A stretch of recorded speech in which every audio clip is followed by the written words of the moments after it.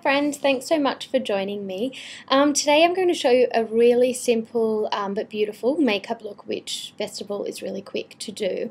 And it is courtesy of the Christian Dior 2012 Spring Summer Show, and I love this look mostly because I'm on a mission to bring back lipstick. I think that lots of people think that a coloured, bright, kind of glossy lip is really intimidating and a lot of work, but I'm here today to show you that it's really quick and it's really simple. So, first things first, I'm just going to pull my hair back into a bit of a messy side bun, just like the models, and you can just pull it loosely. If you've got freshly washed hair, just throw in a bit of dry shampoo and you can't go wrong.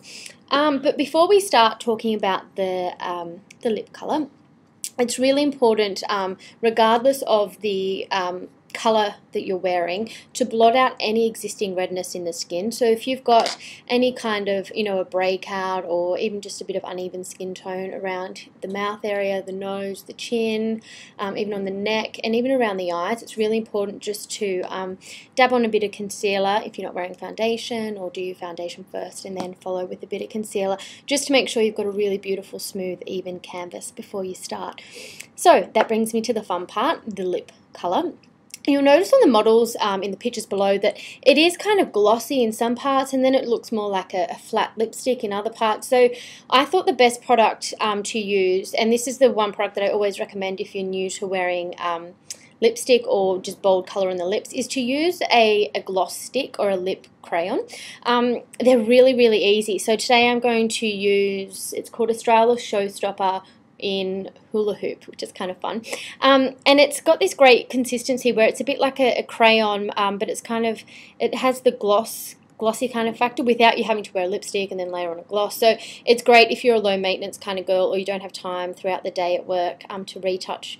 And the other beauty of it is that you don't, unlike applying a lipstick, you don't have to worry about using a balm and making sure that your lips are really smooth and hydrated. This is great because it is so glossy. It hides a lot. So we're going to start with the lip colour. And as you can see, it goes on really smooth. I mean, it's so easy, you could do this on the train, literally. And it's great for touch-ups. So my advice is always start with the lips first, because then that way it can determine how crazy you want to go with the eyes and with the cheeks. So for the purpose of today, I'm just going to keep layering this on till I've got a really nice glossy application. And I don't even need a lip liner or anything like that. So the lips, done. Loving it. And then just to copy the eyes like the models, I'm just going to use a bit of a biscuit coloured eyeshadow. Just excuse me while I use my mirror over here. You'll notice here that the models are wearing kind of like a biscuity colour just washed across the lid, which is great. You can also do that on the train or the bus. And I like to just blend it right into the socket just there, which, I mean, it's nice. It just casts a bit of, well, actually it stops any shadows, which can make that eye area look a bit dark. So up, just slightly up toward the brow bone. And then if you're feeling like you've got the time, don't be afraid to do this just down the bottom. It's what I like to call intentional fallout, and we're seeing so much of it this season, especially from the runways, where it's all about, I mean, we're always going on about how to tidy up fallout, but this is really easy because if you're using kind of a neutral shade like a biscuit or a coffee colour, you can just grab an angled eyeshadow brush or even a fluffy one for an even softer kind of cloudy finish and just dust it. Try and get it in as close to the eye line, the water stain mark, as you can. And then you can just finish with a coat or two of mascara.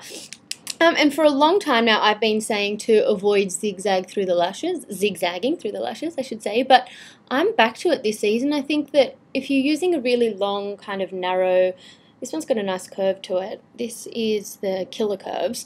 I'm finding that I'm getting more out of it if I'm kind of zigzagging it through, especially in the inner corners there, but My other tip as well is the beauty of applying eyeshadow like that, quite liberally and a little bit messy, is that it kind of coats your lashes, and so that way when you go over with the mascara, they look that little bit more bulkier and fuller, which is really great. And just one more last tip, because I know you're on a time limit here.